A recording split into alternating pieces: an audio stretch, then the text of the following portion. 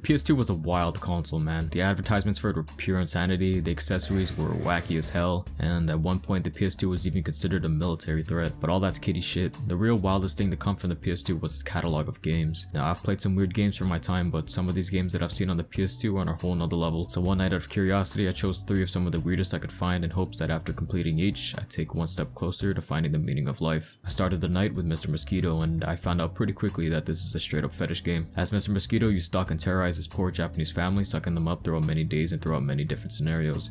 I'm pretty sure the dev for this is a macrophiliac, which is a person who's got a thing for giants, and I'm not shaming him or anything if that's what you're into, but Mr. Mosquito does get a little freaky with it. You sneak up on these poor people sleeping and relaxing and methodically drain them without getting caught. And if you do end up getting caught, you enter a state called battle mode, where you have to avoid getting swatted while aiming for specific points on their body to literally pacify them.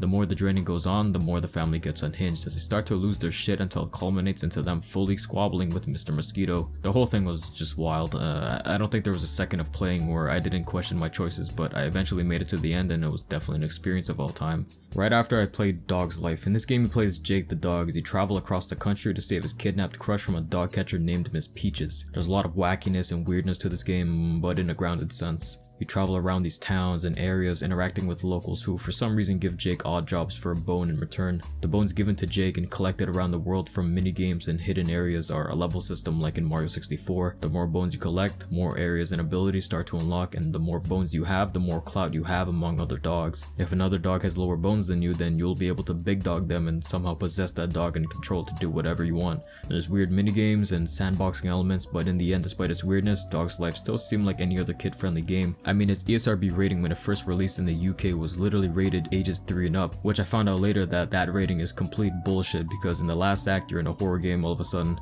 You enter the dog pound where the environment gets dark, the music gets twisted, and you gotta free other dogs locked in cages while being chased by another bigger dog. Make it through that, then you're in a slaughterhouse where you gotta be quick to stop a ton of machines from turning your crush inside out. It's revealed that the villain, Miss Peaches, not only wants to turn these kidnapped dogs into food, but also into fur coats like some budget Cruella. The game's last act comes completely out of nowhere, which is why I'm pretty sure many found this game to be so weird and memorable. I thought getting through Dog's Life was a wild fever dream until I played this next game called Stretch Panic, where at this point of the night I had no idea what was happening anymore. You're given an intro scene that doesn't really explain much before being thrown into the sketch-like hub area. No instructions were given and it was confusing trying to figure out what you're even supposed to do or why you're even doing it. So after doing some research, you play as a girl named Linda who has to rescue her 12 other sisters from demons who have possessed them. Linda, being the pure soul that she is, wasn't able to be possessed by these demons, so instead the demons possessed her scarf, which she for some reason can now control and use to try and free her sisters.